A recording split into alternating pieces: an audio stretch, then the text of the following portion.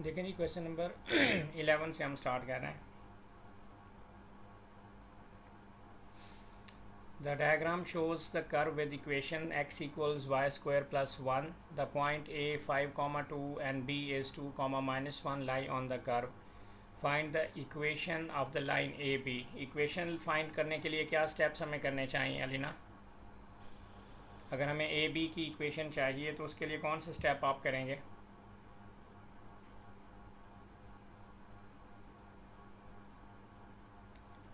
इनका ग्रेडियंट निकालना हो फिर y माइनस वन। हाँ जी, शाबाश। तो आप पहले ए बी का ग्रेडियंट निकाल लें। यहाँ पर हम ए बी का ग्रेडियंट निकालेंगे। y2 माइनस y1, तो यू कैन से 2 माइनस 1, तो it will give you 2 plus 1। Then x2 5 minus 2, तो it is 3/3, that is 1। Gradient is this, और कोई भी हम पॉइंट्स यूज़ कर सकते हैं। लेट्स सी, बी का पॉइंट्स मैंने यूज़ कर लेना है 2, माइनस 1। तो अब हम इक्वेशन यूज़ कर लेंगे y minus y1 equals m into x minus x1। ये फेब मार्च का पेपर है 23 का। सो y1 माइनस में है, तो y माइनस माइनस प्लस 1 यहाँ पे आप कर दें, और यहाँ पर ग्रेडियंट हमारे पास 1 है, x into minus 2। So y equals x minus 2 minus 1, that is equal to x minus 3। तो हमारे पास जो इक्वेशन आ चुकी है वो है y is equal to x minus 3। This is the equation.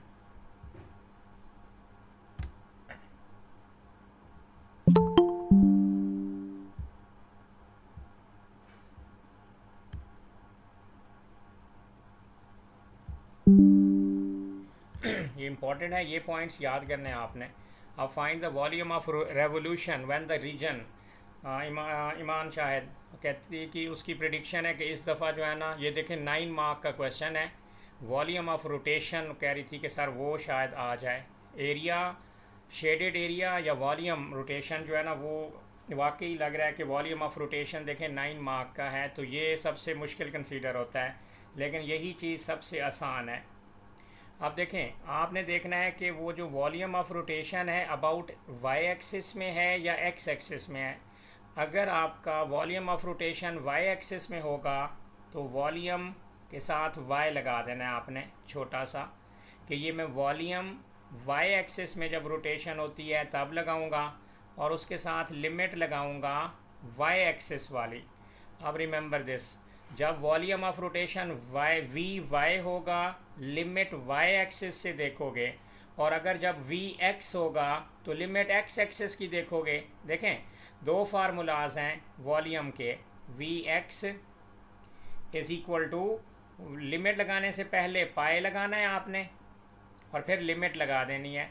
We x अगर एक्स एक्सिस की रोटेशन होगी तो पाए, उधर भी इंटीग्रेशन का साइन, यहाँ पर जो लिमिट लगेगी वो एक्स एक्सिस वाली लिमिट्स लगेंगी। यहाँ पर ए टू बी जो मैं बोल रहा हूँ, यहाँ पर आपके पास एक्स एक्सिस होगा। अगर एक्स एक्सिस की रोटेशन होती तो उसके अंदर वाई स्क्वायर लगाना है आपने, डी एक्स।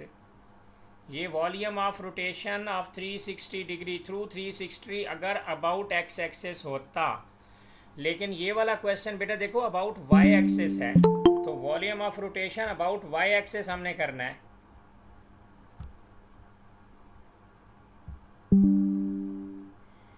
जब volume of rotation about Y axis होगी तो लिमिट वाई वाली लोगे। अब आपने वाई की लिमिट देखनी है।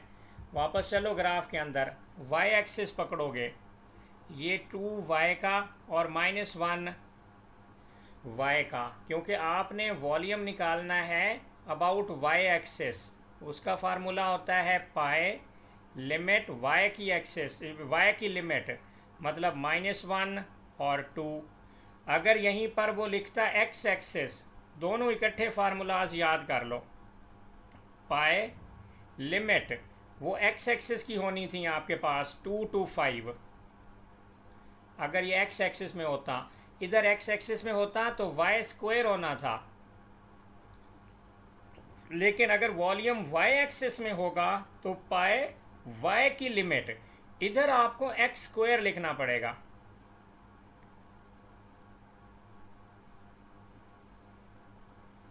अब इस चीज़ को समझो, मुझे एक्स की लिमिट्स मिल गई। अब ये वाली जो लाइन है ये अपर है, लेकिन इसमें डबल चक्कर है, 9 मार्क्स का क्वेश्चन है ये।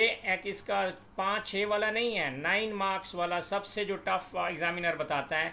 अब यहाँ पर आपने कहना है कि भाई देखो हमारे पास दो ग्राफ हैं, उसको एक को हम x1 बोल देंगे, दूसरे को x2 बोल देंगे। मैं यहाँ पर ये बोल दूंगा कि भाई देखो अब यहाँ पर मेरे पास x अकेला नहीं है, अब यहाँ पर y एक्सिस में होगी अगर रोटेशन, तो मैं यहाँ पर x लिखूँगा, x2 उसका स्क्वायर लगा दूंगा, और फिर यहाँ पर मैं लिखूँगा x1 इसका स्क्वायर। अब क्योंकि x जो है ना y एक्सिस में जाना है, तो यहाँ पर ऑपरेटर जो है ना आपका dy हो जाएगा। अब x, ये x कहाँ से आएंगे, ये आपने खुद ढूंढने हैं। ऊपर इक्वेशन में देखो, ये तो x ऑलरेडी बना हुआ है, लेकिन ये जो इक्वेशन आपने बनाई है ना लाइन की, उसमें से x को सब्जेक्ट बना लो, ये वाली।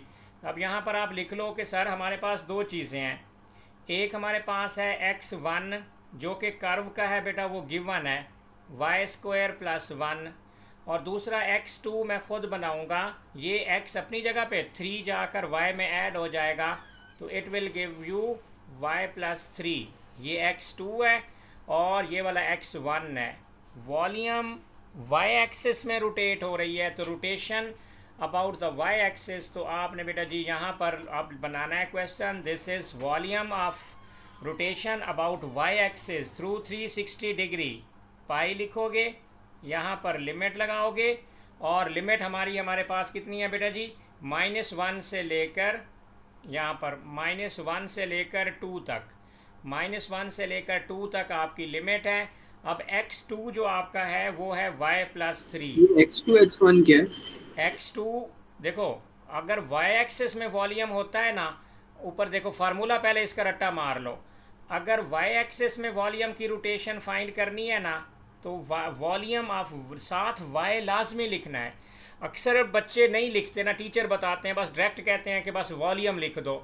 आपने जब y एक्सिस में रोटेट करना है तो आपने vy लिखना है, साथ पाए और y एक्सिस से लिमिट लेनी है, और जो भी इक्वेशन होगी, जैसे अगर एक इक्वेशन होती तो मैं यही x लिख देता, यहाँ पर x का स्क्वायर कर देता, सिर्फ उसी की इंटीग्रेशन करता और उसमें ये लिमिट पुट कर देता।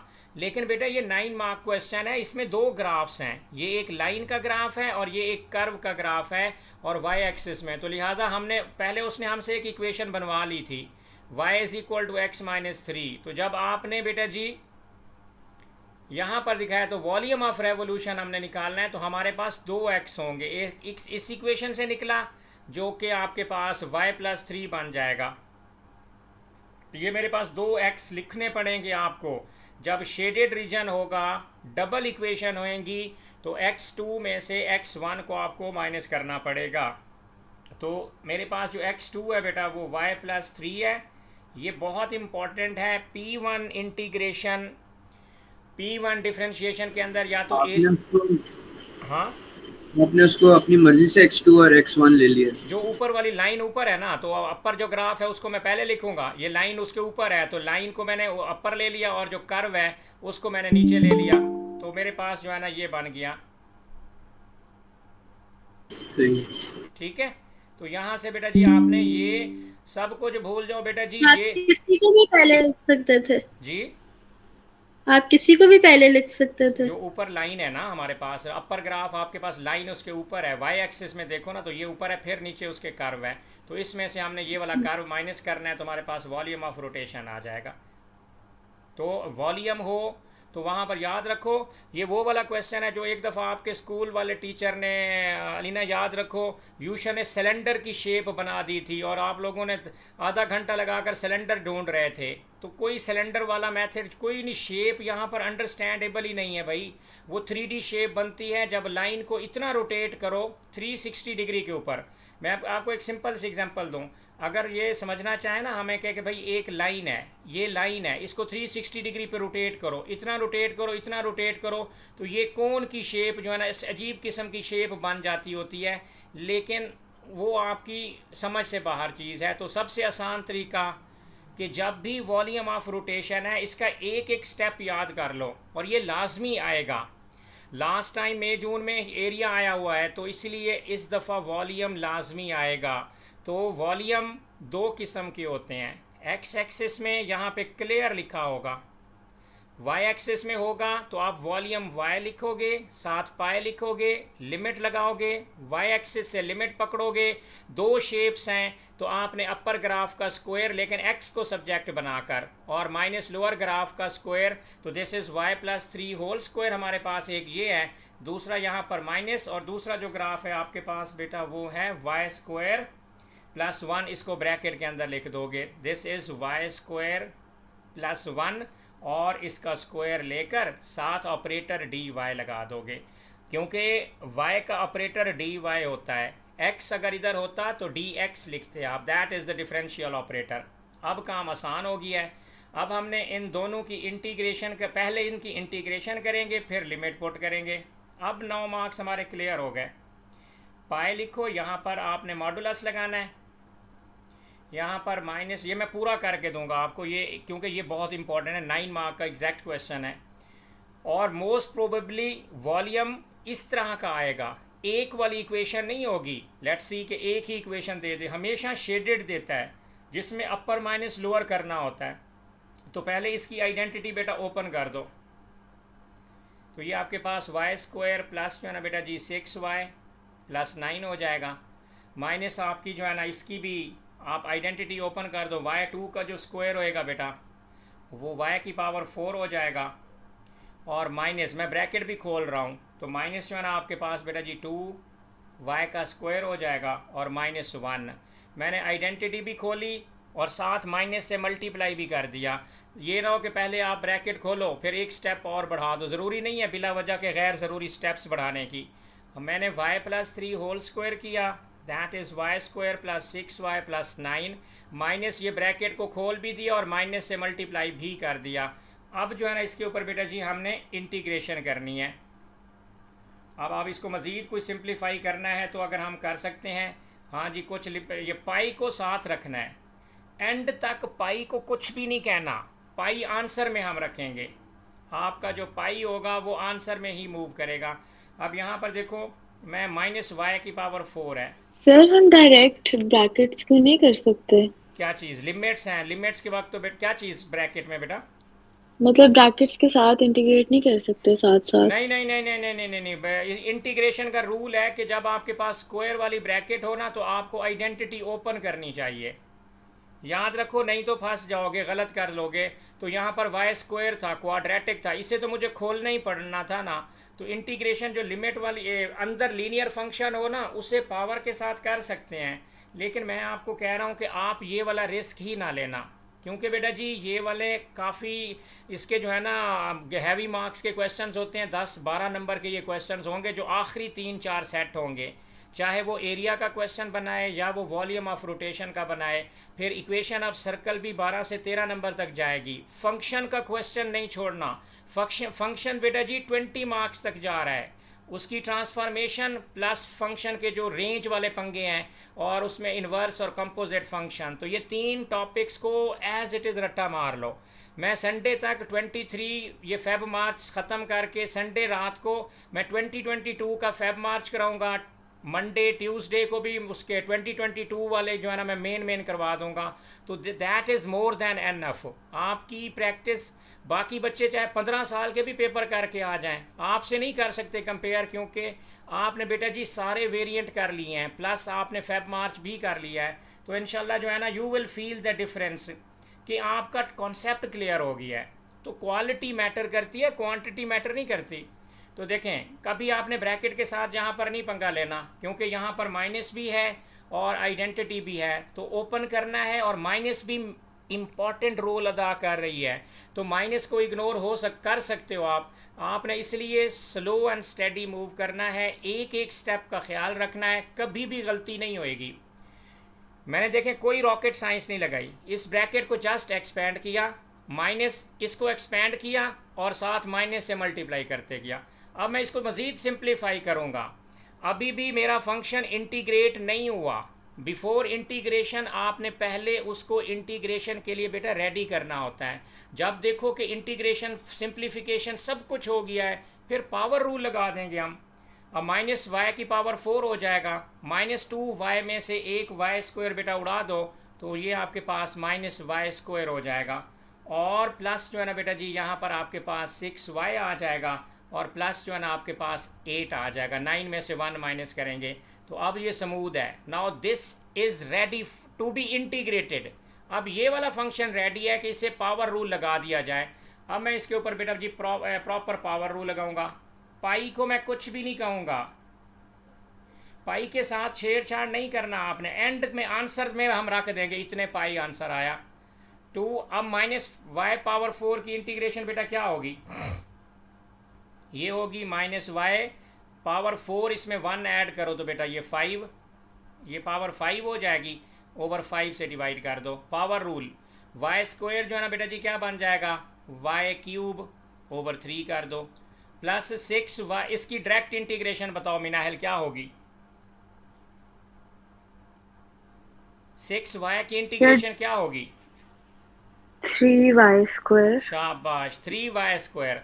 यहाँ पे मैं एक एक्स्ट्रा स्टेप ज़ाया करने की ज़रूरत ही नहीं है। 6y² ओवर 2 करना है कर लो, नहीं तो कोई ज़रूरत नहीं है। आपके पास जो है ना ये 6y और प्लस जो है ना आपके पास जो है ना ये 8 की इंटीग्रेशन कौन बताएगा, 8x 8y हो जाएगा। 8y होगी बेटा, क्योंकि वेरिएबल यहाँ पर y है, ये ख़ास ख्याल रखना है। अब यहाँ पे पाए, अब ये इंटीग्रेशन भी हो चुकी है। अब अपर लिमिट इन y। अब आपने आराम से अपर लिमिट पुट करनी है y में, और लोअर लिमिट भी पुट करनी है आपने y में। सुकून से आराम से मूव करोगे, एक मार्क भी नहीं कटेगा। और you can secure more than 70 भाई, 75 और 70 के बिटवीन आप लोगों के मार्क्स होंगे इंशाल्लाह। सिर्फ इन्हीं को ये संडे तक 23 के सारे पेपर्स खुद से एक दफ़ा कर लो, और वर्किंग को मेरे से वेरीफाई कर लो कि कोई स्टेप आप लोगों का मिस तो नहीं है। तो उसके बाद जो है ना बेटा जी 22 के जो पेपर कराता जाऊं, एक पेपर घर में वही करो, उसे वेरीफाई कर लो मेरे वाली वर्किंग के साथ। बस उसके बाद इंशाल्लाह थर्सडे वाले दिन आप मुझे ख़ुद बताओगे सर 100% हमारा सुकून से हो गया है। तो अब देखो मुझे ये बताओ, -y की जगह पे मैं अपर लिमिट डाल रहा हूँ 2, और इसकी पावर 5 बेटा 5 यहाँ पे कर दूंगा। -y³ है तो 2, इसकी पावर 3 ओवर 3 करूँगा, प्लस लिमिट डालना भी एक टेक्निक है, कोई घबराहट की ज़रूरत ही नहीं है। पैनिक क्यों करना है भाई, ये अपर लिमिट है और ये वाला इंटीग्रेशन हो चुकी है। एक दफ़ा अपर लिमिट सारे फंक्शन में डाल दो, फिर माइनस उस पूरे फंक्शन में लोअर लिमिट ला कर डिफरेंस ले लो। 3y की जगह पे आपने 2 लिखना है, और ये 2 का स्क्वायर हुआ, प्लस 8 इंटू y की जगह पे 2, एंड देन अब आपने मॉडुलस नहीं लगाना, अब आपने ब्रैकेट लगानी है। ये ब्रैकेट है, ये वाला काम कंप्लीट हुआ। अब माइनस, अब आपने इसमें लोअर लिमिट बेटा जी डाल देनी है, माइनस यहाँ पर करके। अब आगे इसमें -1 हमारे पास लोअर लिमिट थी, तो आपके पास जो है ना ब्रैकेट के अंदर जो है ना ये क्या हो जाएगा, यहाँ पर माइनस लगाओगे आप, जो है ना ये y की पावर 4 है तो y की पावर 5 ओवर 5, तो माइनस माइनस जो है ना ये आपके माइनस प्लस हो जाएगा। तो इट मीन कि आपका यहाँ पर ब्रैकेट में 1 ओवर 5 आ जाएगा। आगे प्लस जो है ना यहाँ पर आपका बेटा जी 1 ओवर 3 आ जाएगा, और प्लस यहाँ पर आपका 3 आ जाएगा, और यहाँ पर आपका -8 आ जाएगा। तो ये आपके पास अपर लिमिट भी डल गई, माइनस लोअर लिमिट भी डल गई। तो यहाँ पर बेटा पाई लगा दो, और पाई के साथ जो है ना ब्रैकेट के अंदर 2 का क्यूब जो है ना बेटा जी आप जो है ना ये वाला करो, 2 का क्यूब 35 होता है, तो यहाँ पर आप लिखोगे -35 ओवर 5। फिर आप बेटा जी यहाँ पर लिखोगे -8 ओवर 3, प्लस जो है ना आपने बेटा जी यहाँ पर लिख देना है कि जी 12, और प्लस 8 टाइम्स 2 16। ये अभी अपर लिमिट चल रही है, और लोअर लिमिट के अंदर ये वाला सारा प्रोसेस आपका हो चुका है। अब आपका ये वाला प्रोसेस माइनस में, चलो इसको अभी वैसे ही लिख देते हैं, 1 ओवर 5 प्लस 1 ओवर 3 प्लस 3 -8। तो अब तो फाइनल कैलकुलेटर से आपने बड़े केयरफुली ये वाली जो है ना कैलकुलेशंस करनी है। तो तो अब आपके पास जो है ना ये वाला कैलकुलेटर से सारा काम करो तो बेटा जी आपके पास ये वाला रिज़ल्ट आ जाएगा। फ्रैक्शन के अंदर लिखना है। ये कैलकुलेटर आपको 284 और 15 देना चाहिए। उधर -8 है फ्रैक्शन के साथ, यहाँ पर प्लस करोगे, इस ब्रैकेट का आपका आंसर आना चाहिए 67/15। अब इसका एलसीएम लेकर इसको प्लस करो तो ये बेटा जी 117/5 और 7 पाई, ये 7 लगा दो, आपका volume of rotation about Y axis complete हो गया। अब इसमें कुछ पूछना है तो बेटा पूछ लो, but this is very important कि volume of rotation through 360 degree about Y axis हो और दो ग्राफ हों तो अपर ग्राफ का स्क्वायर माइनस लोअर ग्राफ का स्क्वायर करोगे with integration from Y axis. तो बस आगे एक पूरा प्रोसेस है, इसको एज इट इज़ रट्टा मार लेना। ये एक फार्मूला है और फार्मूला कभी चेंज नहीं होता। अगर ये क्वेश्चन आ गया तो इसी पैटर्न पे आएगा और आपके फुल मार्क्स इंशाल्लाह आपको मिल जाएंगे। तो we are done with this. ये 11 मार्क का क्वेश्चन था। अब यहाँ पर आ जाओ बेटे जी, question number 10, differentiation at the point this gradient of the curve is this. तो एक्सप्रेशन ये गिवन है, साबित करो कि k की वैल्यू -2 है। आपने ये शो करना है कि k की वैल्यू इतनी है। तो अब आप लिख दो यहाँ पर जो डेरिवेटिव है dy/dx is equal to x raise to the power -1/2 plus k। Derivative की वैल्यू -3/2 है तो यहाँ पर -3/2 लिख दो x और इस सारे की वैल्यू 1/2 प्लस k और पॉइंट है 4। तो अब यहाँ पर लिख दो x इज इक्वल टू 4 है। अब यहाँ पर जिधर x है उधर पहले x को नीचे ले जाओ, 1x और इसका अंडर रूट हो जाएगा प्लस k -3/2, x की जगह पे 4 लिखो और 4 का under root plus k is equal to -3/2। तो ये 1/2 होगा और 1/2 को जाके उधर जो है ना आप बेटा करेंगे अगर सॉल्व तो आपके पास आ जाएगा k इज़ इक्वल टू -3/2 -1/2। तो ये बेटा जी आपके पास आ जाएगा -2 शोन। k की वैल्यू ही हमने -2 शो करके देनी थी, कुछ भी नहीं किया। डेरिवेटिव गिवन था, डेरिवेटिव की वैल्यू -3/2 भी गिवन थी। dy/dx के नीचे उसकी वैल्यू लिखी, राइट साइड पे एक्सप्रेशन लिखा और x की वैल्यू इसमें 4 पुट की, हमारा k की वैल्यू एक्सप्रेशन प्रूफ हो गया। Find the equation of the curve, इसके स्टेप्स कौन बताएगा?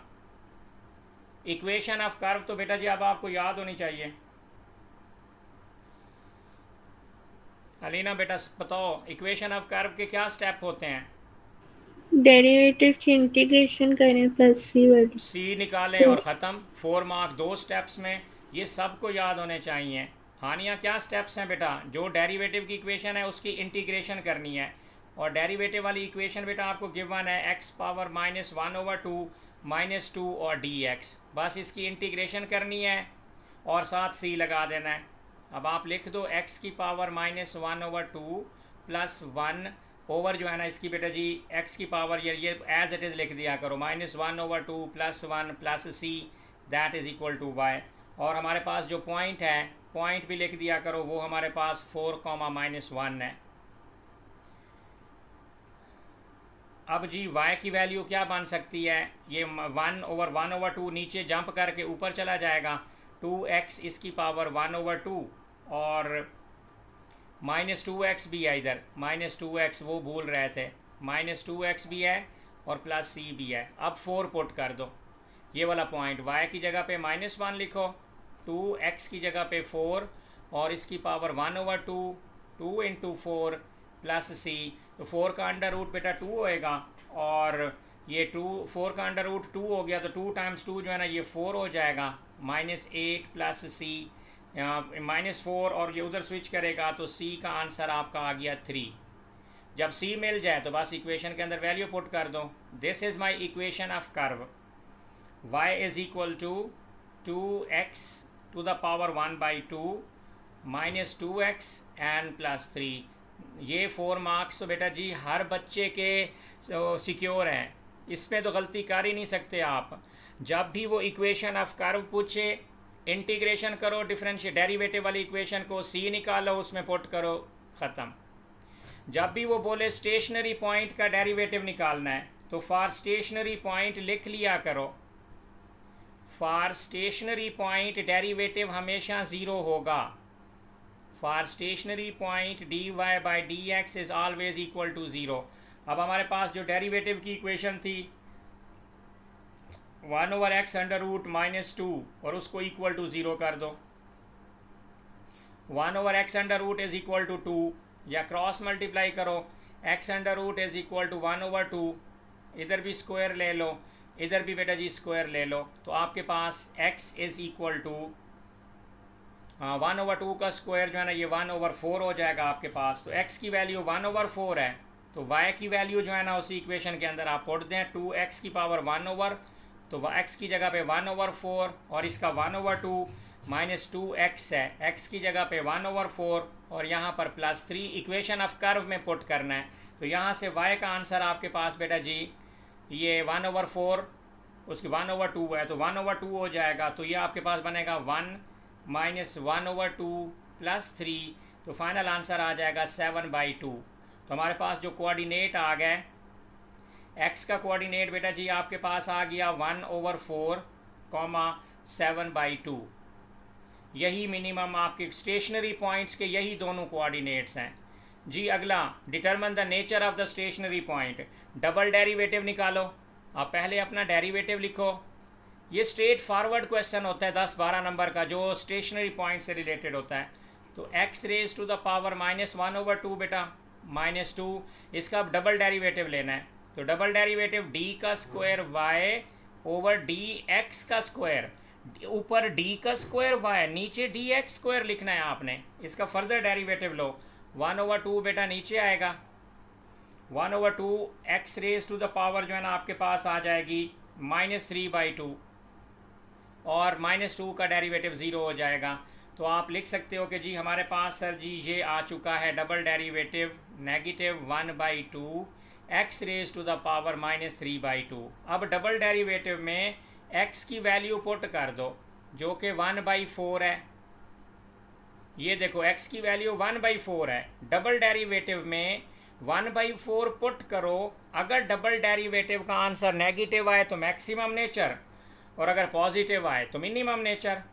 तो दिस इज़ -1/2 इंटू एक्स की जगह पे 1/4 पावर इसमें है, तो आपका ऑटोमेटिकली आंसर जो है ना बेटा जी ये आ जाएगा -4, और -4 is less than 0, so the nature is maximum. आपकी नेचर जी मैक्सिमम है, यहाँ पर लिख दो एंड यू आर डन। देखें, जब नेचर पूछे डबल डेरिवेटिव लेना है और उसमें x पूछना है, स्टेशनरी पॉइंट के कोऑर्डिनेट पूछे डेरिवेटिव को इक्वल टू 0 कर दो और स्टेशनरी पॉइंट्स के डेरिवेटिव्स निकाल लो। इक्वेशन ऑफ कर्व पूछे, डेरिवेटिव वाली इक्वेशन की इंटीग्रेशन करो, c निकालो और हो गया काम हमारा। और स्टार्ट में तो वैसे बच्चों वाला उसने 1 नंबर दिया हुआ था। अब आपका बेटा जी फंक्शन का आ गया। ये 3 टॉपिक्स अपनी ज़िंदगी में जो है ना सिक्योर कर लो। और चौथा इक्वेशन ऑफ सर्कल, P1 में इंशाल्लाह A* आपका बन जाएगा। अब क्वेश्चन नंबर 9 के अंदर आ जाओ जी। ये इक्वेशन है, रेंज बताओ। इस फंक्शन की रेंज बतानी है। डोमेन हमारे पास ये गिवन है, ये डोमेन है। x की वैल्यू जो होती है ना वो डोमेन होती है। आसान तरीका, डोमेन को उसके अंदर डाल दो। अभी लेट्स सी, मुझे जो है ना इसकी रेंज चाहिए, तो मैं इसके अंदर f(-1) कर दूंगा। -1 का स्क्वायर 1 -3 + 2, तो -1 मेरे पास आंसर आ गया है। डोमेन लेस देन -1 है, तो रेंज भी तो बेटा वही होगी। Range is also f(x) less than or equal to -1। Range निकालने के 3-4 मेथड हैं। अगर यहाँ पर 1 + x + 2/3 + x लिखा होता तो कहते इसकी रेंज निकालो। तो आपने लिखना था कि a term is added to 1, when a term is added to 1 range is greater than 1। अगर यहाँ पर 1 में या किसी भी नंबर में कोई टर्म अगर वो ऐड करे सब्ट्रैक्ट करेगा तो आप लिखोगे a term is subtracted from 1 so range will be less than 1। ये बगैर किसी तरीके के आपको आने चाहिए। जब कोई नंबर हो और उसके सामने कोई एल्जेब्रिक टर्म ऐड हो, वो डायरेक्ट रेंज पूछे, range is greater than this number, और उधर लिख भी सकते हो we always add or we add some term to a number, then range is greater than that number. When we subtract some term from a number, then range is less than that particular number. खत्म। दो range आपको यहाँ से रेंजें मिलेंगी, और जब आप ये डोमेन डालोगे तो सिंपल रेंज आती है। ख़त्म। अब इसका फंक्शन यही फंक्शन है ना। देखो, मैं इसका आसान तरीका 2 दिन से सिखाना चाह रहा हूँ। आप ये लिखो, थोड़ी सी यूनिकनेस लेकर आओ। एफ इनवर्स निकालना है ना, ये वाई के इक्वल कर दो। अब इनवर्स को राइट पे फेंको तो ये एक्स बन जाएगा, तो ये फंक्शन ये एफ वाई में कन्वर्ट हो जाएगा ऑटोमेटिकली। तो अब आपका जो फंक्शन है वो -3x² है, अब वो ऑटोमेटिकली 3y² प्लस जो है ना 2 में कन्वर्ट हो जाएगा, इधर x। अब सिर्फ y को सब्जेक्ट बना दो, यू आर डन। तो ये आपके पास आ जाएगा x-2 ओवर जो है ना आपके पास आ जाएगा बेटा जी ये y² है, x-2 और ये -3² है 3y²। तो मुझे एक्चुअली इसको पॉजिटिव करना चाहिए था, तो मैंने इसको नेगेटिव, इसको यूँ करें। आप कभी भी नेगेटिव को सपोर्ट ना किया, 3y को इधर लेकर आ जाएं, x को उधर लेकर चले जाएं, तो ये 3y² is equal to 2 - x हो जाएगा। तो y is equal to √2 - x over 3। अब y क्या है, y तो डायरेक्ट इन्वर्स है, तो इधर आप बस लिख दो f inverse x is equal to √2 - x over 3। या फिर ओ लेवल वाला लिखो कि सर ये जो फंक्शन है, इस फंक्शन को मैं y लेट करूँगी, फिर x को सब्जेक्ट बनाया जाएगा, फिर x को इन्वर्स करोगे और y को रिप्लेस करोगे, इट्स अप टू यू। लेकिन इन्वर्स के बेटा 3 नंबर हैं। इन्वर्स तो हर हाल में आपने दिखाना ही दिखाना है, जिस मेथड से भी दिखाओ। ए लेवल में ये मेथड चलता है ज़्यादातर, आप जो है ना उधर से भी करो लेकिन एक्सेप्टेड है वो भी। अब composite function, solve this equation. आप पहले आपके पास f(x) भी है और बेटा gf, दोनों फंक्शंस बेटा लिख दो। ये देखो 5 नंबर का कंपोजिट फंक्शन। तो भाई ये 12-13 नंबर के 3-4 इकट्ठे क्वेश्चंस आते हैं, तुम आपको सीधा 40 + 45 में ये 3-4 क्वेश्चन ले जाएंगे। तो f(x) इज इक्वल टू हमारे पास जो फंक्शन है बेटा जी वो 3x² + 2 है। दिस इज 3x² + 2, तो साथ इसके g(x) भी लिख दो। g(x) बेटा जी यहाँ पर हमारे पास फंक्शन है -x² और -1। अब आपने क्या बनाना है, f(g(x) और g(f(x) + 8। अब पहले f(g(x) कौन बनवाएगा? खिज़र आप बताओ, f(g(x) का क्या मतलब है? जी का फंक्शन आप f के अंदर इनपुट जी कर का देंगे। फंक्शन पूरे का पूरा f में डाल दो। लो ये 3 और आगे जो है ना बेटा जी ब्रैकेट डाल दो। g का फंक्शन आपका -x² -1 और इस सारे का होल स्क्वायर है और आगे +2 है, तो ये आपका f(g(x) बन गया।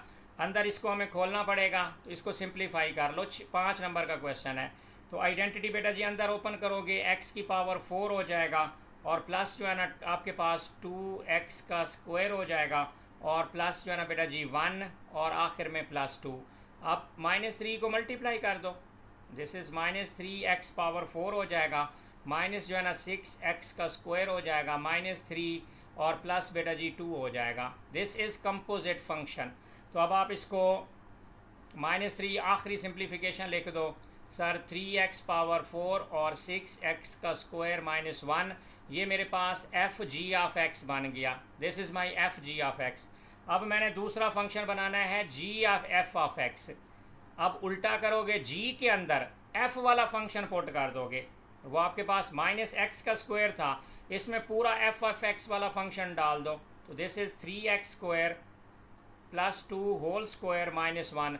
आइडेंटिटी ओपन करो, सिंप्लीफाई करो और ये आपके पास बेटा जी आ जाएगा 9x⁴ हो जाएगा, -3 2 ज़ा 6, 6 टाइम्स 2 जो है ना बेटा जी आपके पास 12 आ जाएगा। 12x का स्क्वायर प्लस 4 और -1। अब ब्रैकेट को एक्सपेंड कर दो, माइनस के साथ साइन चेंज हो जाएंगे। 12x का स्क्वायर -4 -1, तो बेटा जी फाइनल आपके पास आंसर आ गया -x4 प्लस जो है ना आपके पास आ गया 12x का स्क्वायर -5। अब इन दोनों फंक्शंस के अंदर आपने इन दोनों का डिफरेंस लेना है। अब उसकी कंडीशन देखो, उसकी कंडीशन चेक करो। एफ जी ऑफ एक्स वाले एक्सप्रेशन में से जी एफ एक्स वाला एक्सप्रेशन माइनस करो, उसमें 8 प्लस करो और इक्वल टू 0 कर दो और फिर उस इक्वेशन को सॉल्व कर दो। सिर्फ 3-4 मिनट्स लेगा आपका, लेकिन ये क्वेश्चन गलत नहीं हो सकता। अब यहाँ पर आपने जो पहले लिखा हुआ है वो वाली चीज़ आप एज इट इज़ लिखो। ये आपके पास जो है ना एफ जी ऑफ एक्स वाला फंक्शन -3x⁴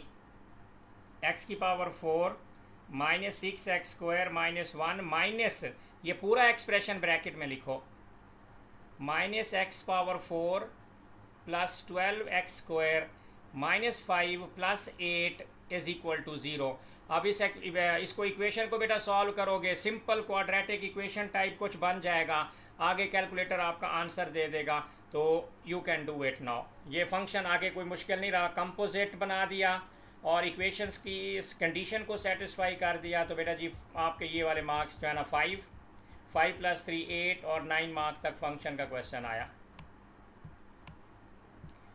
अब जी यहाँ पर आ जाओ, क्वेश्चन नंबर 8 के अंदर आपके पास जो है ना सर्कुलर मैयर है। सबसे पहले बताओ पेरीमीटर कैसे निकालें इसका, कौन बताएगा? अलीना फ़रूक आप बताओ। एक सर्कुलर मैयर तो आपका फेवरेट है। मुझे पहले तो ये वाला एंगल निकाल के दिखाओ, थीटा।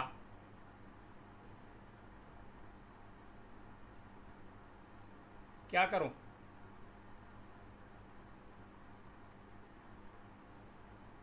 ये वाला कॉज। कॉस, हाँ, ओ नहीं, तो tan। tan थीटा, सीधा tan थीटा लगाओ। यहाँ पर थीटा निकाल दो। tan theta is equal to 4/3। Theta is equal to tan inverse 4/3।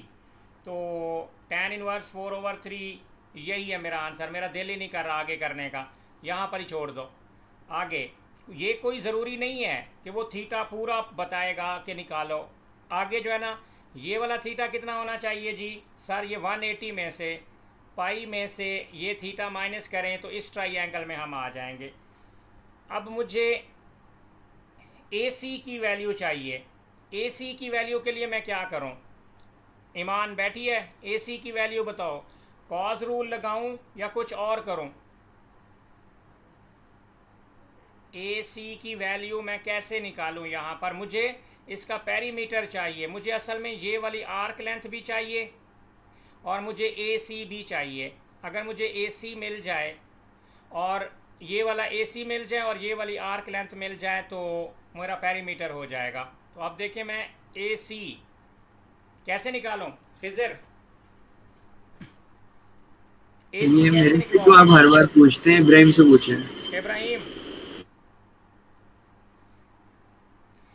बेटा ये AC कैसे निकाला जाए? सर 5 और 3 दिया हुआ है, 4 दिया हुआ है, तो हाइपोटेन्यूज निकालना है। Very good. पैथागोरस तो थ्योरम लगा साइन दो रूल भाई, लगा दें। एम सोच रहे हो, पैथागोरस थ्योरम लगाओ। AC इज इक्वल टू √ और 5 + 3 8, 8 का स्क्वायर प्लस 4 का स्क्वायर। तो बेटा जी ये आ जाएगा आपके पास 80 का √ इसे भी मैंने सॉल्व नहीं करना, मेरा दिल नहीं कर रहा। अब पेरीमीटर निकालना है। दोनों काम आप AC, अभी एक और काम भी लेना है, आर्क लेंथ। अब AC की आर्क लेंथ भी निकालनी है और वो है r थीटा। अब यहाँ पर r हमारे पास 5 है और थीटा हमारे पास पाई माइनस थीटा है। और पाई तो पाई है, लेकिन थीटा क्या है? थीटा तो tan इनवर्स वाली शक्ल के अंदर है, उसको एज इट इज़ लिख दो, tan इनवर्स। जब आप इतनी कमांड दिखाओगे ना कोई एग्जामिनर को कि भाई हम थीटा नहीं भी निकालें तब भी कौन सा मसला है, एंड पे कैलकुलेटर से हम सब कुछ क्लियर कर देंगे। ये अब आर्क लेंथ आ गई बेटा। अब पेरीमीटर निकाल लूँगा मैं। पेरीमीटर के लिए मुझे AC की आर्क लेंथ चाहिए थी, मेरे पास ए सी की लेंथ चाहिए थी, वो मैंने लेंथ निकाली, प्लस जो है ना बेटा ए सी की आर्क लेंथ आपको चाहिए। अब ए सी की मेरे पास जो लेंथ है वो 80 का अंडर रूट है, ए सी की जो आर्क लेंथ है वो मेरे पास 5 into pi minus tan inverse 4/3 है। अब मैं कैलकुलेटर के साथ बेटा ये सारा काम कर सकता हूँ, कौन सा मसला है। तो आप कैलकुलेटर से ये सॉल्व करो, 20.0157, कैलकुलेटर बहुत बड़ा आंसर आपका देना शुरू कर देगा। पहले ये लिखना है, फिर 3 सिग्निफिकेंट फिगर तक छोड़ दो, 20.0 और 3 सिग्निफिकेंट फिगर तक यू आर डन। कोई इसमें इशू नहीं था, पेरीमीटर हमने बेटा जी निकाल दिया। अब उसने कहा जी शेडेड रीजन निकालो, find the area of the shaded region. अब जब भी शेडेड रीजन आएगा आप एग्जामिनर को पहले वर्किंग दिखाओगे, शेडेड एरिया के लिए अपना वर्क प्लान दिखाओगे, क्या करना चाहते हो। वापस क्वेश्चन में जाओ और मुझे बताओ शेडेड रीजन कैसे आ सकता है। मुझे शेडेड रीजन चाहिए, कौन बताएगा जो कह रहा है कि क्या किया जाए। इसका एरिया निकालने पूरे सेक्टर का, उसके बाद ट्रायंगल का एरिया माइनस कर दें। ए सी डी का ये वाला जो है ना, मैं आप एरिया ऑफ सेक्टर निकाल दूं, फिर ये ए सी डी वाले ट्रायंगल माइनस कर दें। वेरी सिंपल, अगर ए सी डी का मैं वो निकाल दूं एरिया, तो लोग तो यहाँ पर आप ये कह रहे हो कि एरिया ऑफ सेक्टर, हमारे पास एरिया ऑफ सेक्टर का फार्मूला होता है जी 1/2 R square theta minus area of triangle हमारे पास होता है बेटा जी 1/2 ए बी साइन सी। अब 1/2 आर 5 है तो 5 का स्क्वायर, थीटा थीटा हमारे पास तो वही है पाई माइनस tan इनवर्स। आप फ्रैक्शन के साथ चलो, कोई मसला ही नहीं है। अगर आप प्रॉपर आंसर निकालना चाहो तो वो निकाल के आना है, माइनस 1/2 ए बी 5 इंटू 5 25 हो जाएगा बेटा साइन, और थीटा थीटा फिर वही है पाई माइनस जो है ना आपके पास tan इनवर्स 4/3। अब ये सारा काम बेटा कैलकुलेटर से करो, ये वाला इन दोनों का डिफरेंस लो तो आपका आंसर आना चाहिए 17.6787 एंड सो ऑन। तो 3 सिग्निफिकेंट फिगर तक 17.7 एरिया है तो centimetre square, and 3 significant figure तक आपका आंसर आ गया। आई थिंक इसका नीचे कोई पार्ट नहीं है, बस सिर्फ यही 2 है। तो ये सर्कुलर मैयर का क्वेश्चन भी बेटा जी मैनेजेबल होता है, इसमें से कुछ भी आपका नहीं गड़बड़ हो सकती। आगे ट्रिग्नोमेट्री सबकी फेवरेट होती है। अब देखो, by first obtaining a quadratic equation in cos theta solve this equation, 5 number की है। ये तो इतनी आसान नहीं लग रही, छोटा सा करके कहता है कि इसको 5 नंबर के लिए सॉल्व करो। tan थीटा को रिप्लेस किया करो हमेशा sin theta over cos theta से, रिमेंबर दिस, मल्टीप्लाइड बाई बेटा जी sin theta is equal to 1। sin theta को sin थीटा से मल्टीप्लाई कर दो, आपका बन जाएगा sin square theta over cos theta is equal to 1। sin square theta को हमेशा 1 माइनस cos स्क्वायर थीटा से रिप्लेस किया करो, ये अपनी आदत बना लो। ट्रिग्नोमेट्रिक आइडेंटिटी प्रूफ करने में ये बहुत ज़्यादा हेल्प करेगा। अगर कभी cos स्क्वायर थीटा आ जाए तो उसे रिप्लेस करोगे 1 माइनस साइन स्क्वायर थीटा से, सॉरी, अगर कभी आपके एक्सप्रेशन में cos स्क्वायर थीटा आए तो 1 माइनस साइन स्क्वायर थीटा लगा देना। अब आपने सिर्फ ये सीखना है कि अगर आपके पास sine theta over cos theta हो उसे tan थीटा से रिप्लेस करो, and vice versa. tan theta हो, ये 3 चीज़ें AS में यूज़ होती हैं। tan थीटा को रिप्लेस करो, देखो tan थीटा था sign theta over cos theta, कभी साइन स्क्वायर थीटा आ जाए समझ ना आए रिप्लेस करो 1 माइनस कॉस स्क्वायर थीटा। अगर खाली कॉस स्क्वायर थीटा आए 1 माइनस साइन स्क्वायर थीटा से रिप्लेस कर दो, ये 3 रट्टे मार लो, इन्हीं पे AS की ट्रिग्नोमेट्री सॉल्व हो जाएगी। अब देखो मेरे पास साइन स्क्वायर थीटा है तो साइन स्क्वायर थीटा को मैं रिप्लेस करूंगा 1 माइनस कॉस स्क्वायर थीटा से। 1 माइनस कॉस स्क्वायर थीटा, ये कॉस थीटा 1 से मल्टीप्लाई करके बन जाएगा कॉस थीटा। अब कॉस स्क्वायर थीटा को भी राइट पे ले जाओ, cos square theta plus cos theta minus 1 is equal to 0। First expand and make it quadratic. तो ये देखो क्वाड्रेटिक तो बन गई, उसने यही तो बोला था इसे क्वाड्रेटिक बनाना है, हमने क्वाड्रेटिक बना लिया।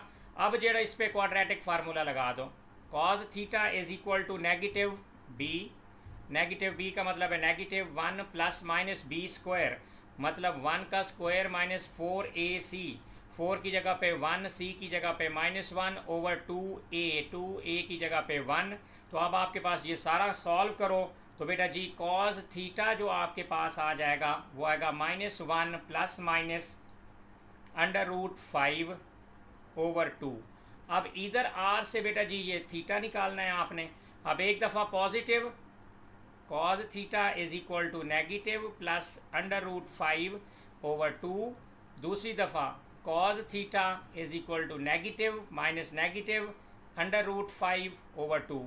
तो यहाँ से बेटा जी थीटा जो आप निकालोगे आपके पास यहाँ पर जो थीटा आएगा वो आएगा जी cos inverse into -1 plus √5 over 2। तो यहाँ से आपके पास जो एंगल बेटा जी आपके पास निकलेगा वो निकलेगा जी 51.8 डिग्री। और दूसरा देखो कॉस आपके पास नेगेटिव के अंदर है, और कॉस जो है नेगेटिव के अंदर है तो दूसरा 360 से माइनस करना पड़ेगा, क्योंकि add sugar to coffee, add sugar to coffee चौथे क्वाड्रेंट में जाएगा। 360 माइनस 51.8 डिग्री, तो हमारे पास इधर से बेटा जी दो आंसर तो ये आ जाएंगे 51.8 डिग्री, और दूसरा आपके पास आ जाएगा 308.2 डिग्री। तो बस यही आंसर हैं आपके। ये नेगेटिव वाला काम जो है ना रिजेक्ट हो जाएगा, एरर आ जाएगा, इधर से कुछ नहीं मिलना। तो ये यहाँ पर ट्रिग्नोमेट्री का सलूशन 5 नंबर का था। अब आइडेंटिटी को प्रूफ करो, लेफ़्ट साइड को सॉल्व करो, राइट साइड आपकी बेटा ये बननी चाहिए। अब शो दैट, अब tan थीटा बेटा लिखो, सिर्फ वही 3 फार्मूलाज जो बच्चा याद करेगा उसकी आइडेंटिटी प्रूफ हो जाएगी, जो ऊपर लिख कर दिए हैं। Sine theta over tan theta, tan theta को हमेशा रिप्लेस करो sine theta over cos theta. देखो मैं वही कर रहा हूँ, sine theta over cos theta, और साथ उसके जो है ना sine theta as it is लिख दो। माइनस साइन थीटा का आप कुछ नहीं कर सकते, sign theta over tan theta को रिप्लेस करो sine theta over cos theta. ये अब ये साइन से ये साइन कट जाएगा, अब ये फ्लिप करेगा तो यहाँ पर हमारे पास बन जाएगा 1 ओवर कॉस थीटा, माइनस जो है ना बेटा जी यहाँ पर आपके पास कॉस ऊपर साइन से साइन कट जाएगा, तो आपके पास आ जाएगा सिंपल कॉस थीटा। इसके नीचे 1 है, इसका एलसीएम ले लो। देखो अब इसका एलसीएम लेंगे बेटा कॉस थीटा, तो ये बन जाएगा 1 माइनस कॉस स्क्वायर थीटा। अब बताओ 1 माइनस कॉस स्क्वायर थीटा किससे रिप्लेस होता है Alina? 1 minus cos square, 3 replacement हैं, याद रखो। एएस ट्रिग्नोमेट्री में इन्हीं 3 का रट्टा मारना है। tan theta is equal to sine theta over cos theta. अब मैंने आपको 3 रिप्लेसमेंट सिखाई हुई है। साइन स्क्वायर थीटा रिप्लेस हो जाया करेगा 1 माइनस कॉस स्क्वायर थीटा, और कॉस स्क्वायर थीटा रिप्लेस हो जाया करेगा 1 माइनस साइन स्क्वायर थीटा। ये तो 1 माइनस कॉस स्क्वायर थीटा है, तो ये साइन स्क्वायर थीटा से रिप्लेस होगा। तो यहाँ पर 1 minus cos square theta is equal to आप लिख दो साइन स्क्वायर थीटा से रिप्लेस हुआ ओवर जो है ना बेटा जी कॉस थीटा। तो अब आप इसको अलग अलग करके लिख लो। आप लिखो साइन थीटा, साइन का स्क्वायर है तो sine theta into sine theta over cos theta. अब बताओ sign theta over cos theta किसके इक्वल है? tan थीटा के। तो यहाँ पर लिख दो tan थीटा और साथ साइन थीटा शोन। यही चीज़ तो शो करनी थी बेटा। देखो ये दो tan थीटा साइन थीटा। मैं आपसे कह रहा हूँ आपको पता ही नहीं चलेगा, आइडेंटिटी खुद ब खुद प्रूफ हो जाएगी। जिस बच्चे ने सिर्फ ये 3 रट्टे मार लिए, tan थीटा हमेशा sign theta over cos theta से रिप्लेस होता है, sign square theta 1 minus cos square theta से रिप्लेस होता है, cos square theta 1 minus sign square theta से रिप्लेस होता है। ये 3 रिप्लेसमेंट याद कर लो। एएस में कोई भी ट्रिग्नोमेट्री नहीं होगी जो आपकी आइडेंटिटी प्रूफ ना कर सके। ये 7 भी बेटा जी हो गया। अब आ जाओ क्वेश्चन नंबर 6 में। हालांकि ये फेब मार्च का है लेकिन ये जल्दी होता जा रहा है।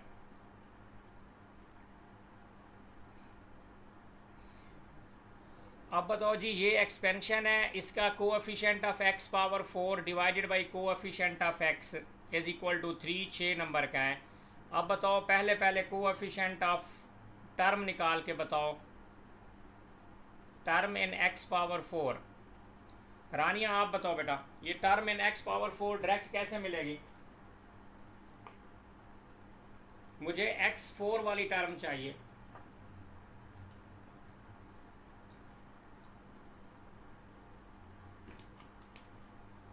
सर मैं तो पूरा करती हूँ, सो मैं वो वाला फॉर्मूला नहीं यूज करती।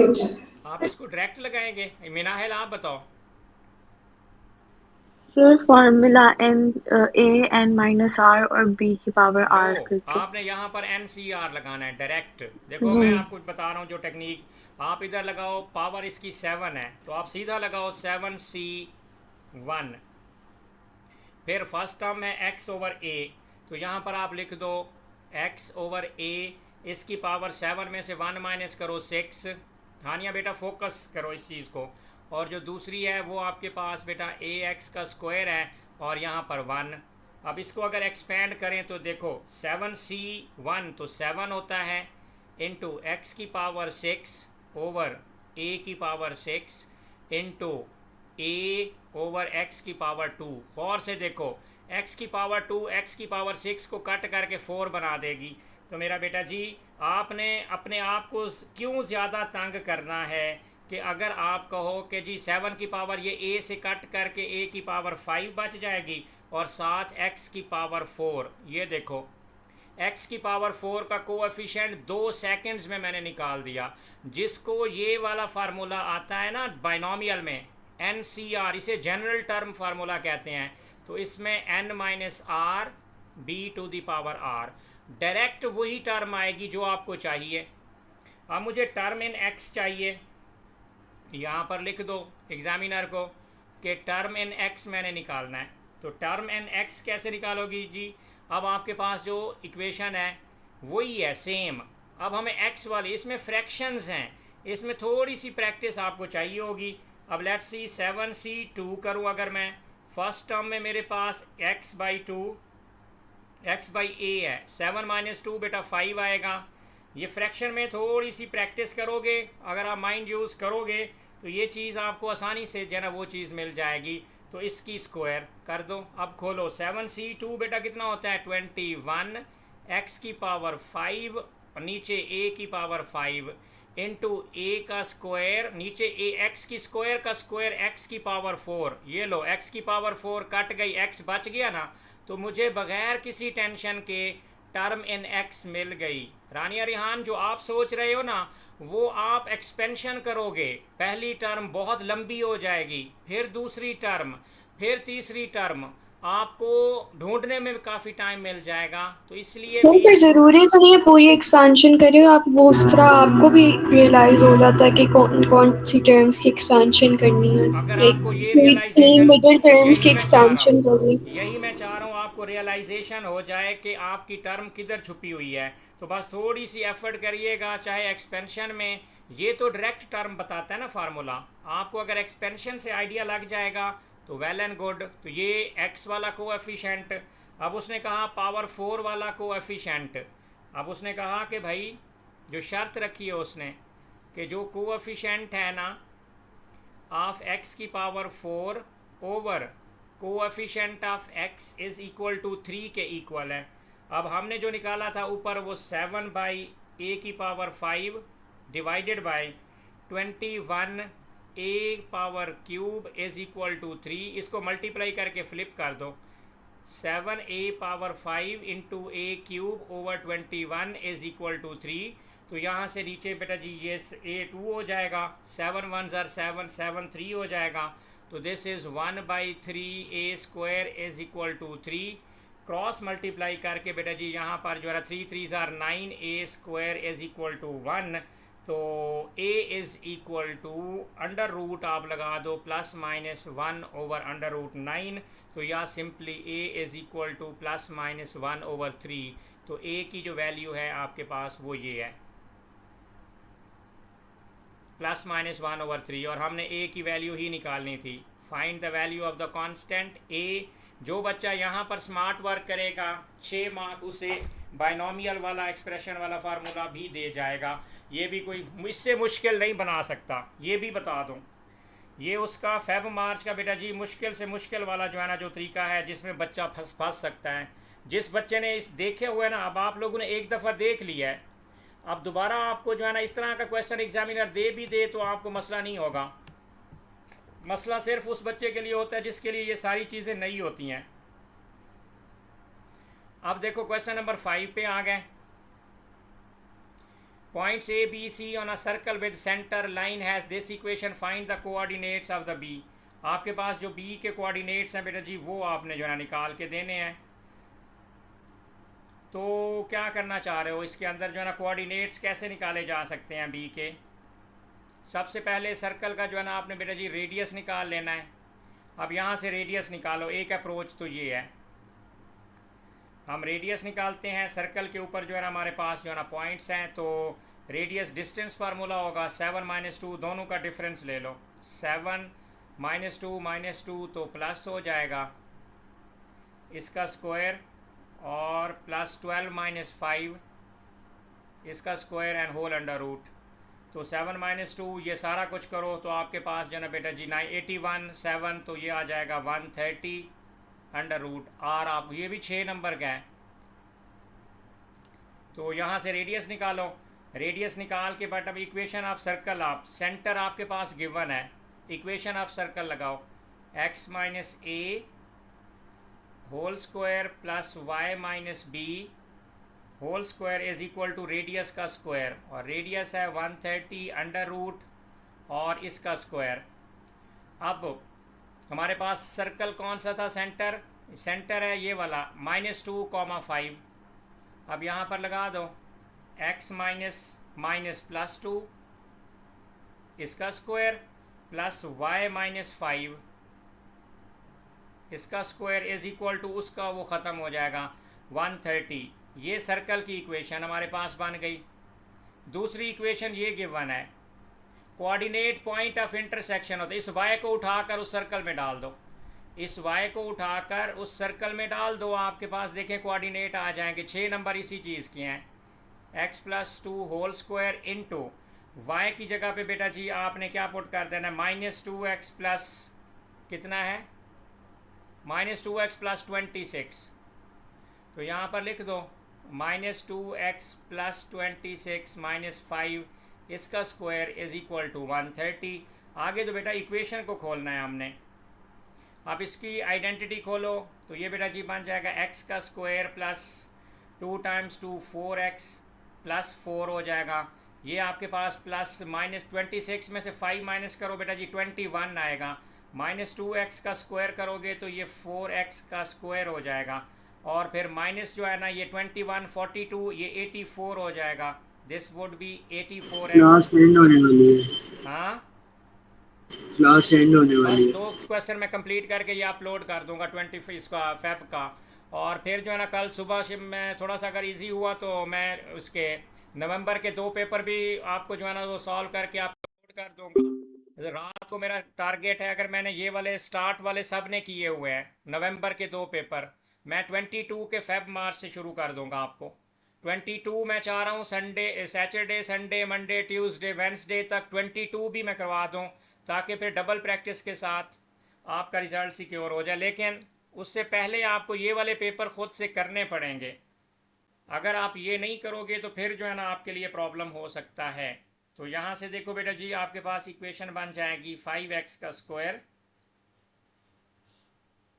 -80x आ जाएगा, और प्लस जो है ना जी 315 इज इक्वल टू 0।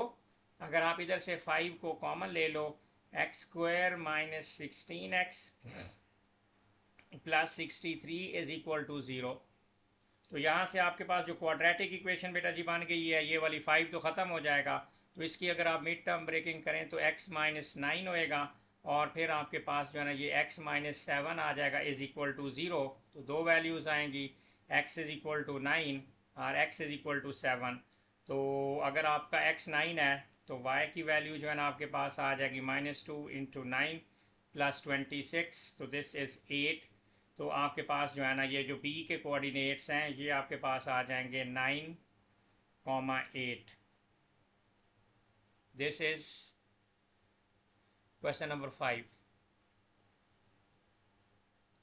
अब क्वेश्चन नंबर 4 पे बेटा जी आप आ जाएं। क्वेश्चन नंबर 4 के अंदर जो है ना ये अरिथमेटिक APGP है। Given that the circumference at early intervals form an arithmetic progression, find the circumference 20 years after the first measurement. A is equal to 5 है, जो A प्लस डी है वो 5.02 है, और इधर से मैं अगर कॉमन डिफरेंस निकालूं तो मेरे पास जो ना बेटा जी ये बन जाएगा 5.02 माइनस ए जो है ना वो आपके पास 5 है, तो common difference is 0.02, this is common difference. तो आपके पास 21st जो मेजरमेंट है, रिमेंबर जो 21st जो मेजरमेंट है is equal to A plus 20d है। a is 5 plus 20 into D की वैल्यू 0.02 है, तो दैट इज 5.40 एंड 21st है, और 20th टर्म अगर आपने निकालना है 20th मेजरमेंट,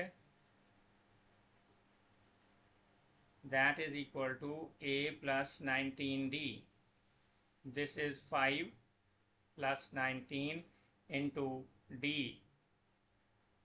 अगर आप इधर से भी r यहाँ से भी निकालना चाहो तो आपका आंसर सेम आ सकता है 0.02, which is also equal to 5.40।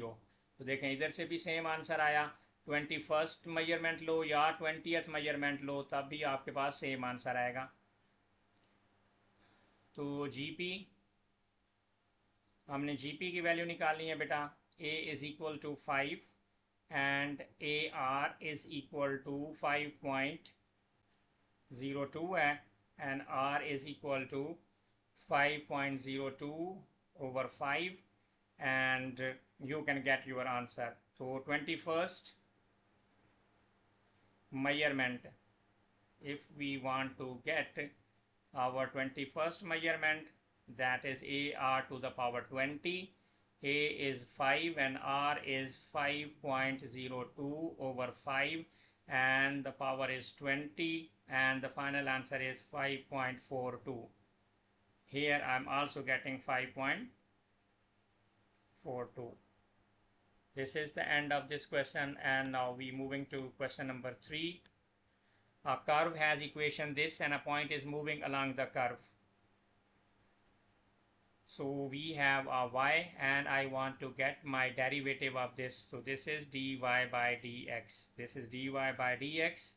This is 2 into 1 by 60 into 3x plus 1 and into bracket का derivative 3 हो गया. So this is actually 1 by 10 into 3x plus 1. Given that dx over dt equals dy by dt, the both rates are same, so you can simply say that this is dy by dx is equal to dy by dt multiplied by dt by dx. So dy by dx is actually 3x plus 1 over 10, and the both things are equal. Look, we can say this is dy by dt into 1 over dx by dt, and both are same, and both are same. This is 1, this is 3x plus 1 over 10 is equal to 10. So x is equal to 3 and y is equal to 1 over 60 into 3 into 3 plus 1 whole square, and y is equal to 5 by 3. So this is y question. We are done with question number 3 also.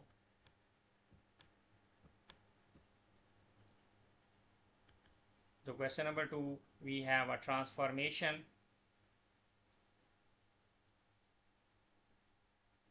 The first is stretch parallel to the x-axis with scale factor 1 by 2. The first transformation is, this is stretch parallel to x-axis. Stretch parallel to x-axis with scale factor 1 over 2. So you can say it is y1. y1 is equal to 2x whole square minus 2 into 2x plus 5. So this would be like, after this type of transformation, 4x square minus 4x plus 5, and then reflection in y-axis, then second transformation, first the reflection in y-axis. So y2 is equal to negative f of x. So this is our 4 into, sorry, reflection in y-axis, the negative will be inside the function. So 4 to minus x whole square minus 4 minus x plus 5. So this would be like 4x square plus 4x plus 5. So this is the second, and now the third transformation, this is again stretch parallel to y-axis, scale factor 3.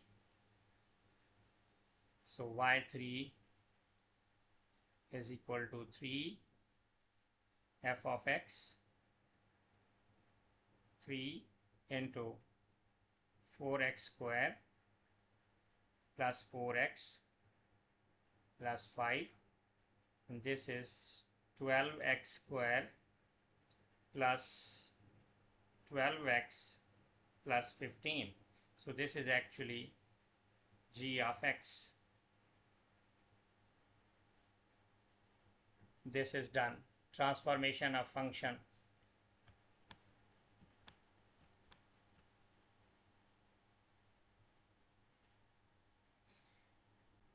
Question number 1 for interquadratics.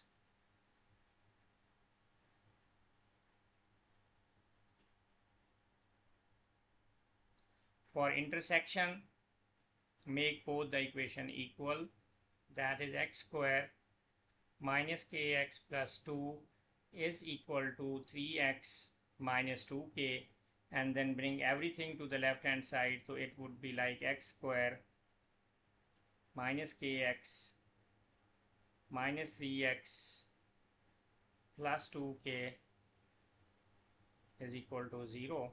So this is x square minus k plus 3 into x plus 2 plus 2k is equal to 0.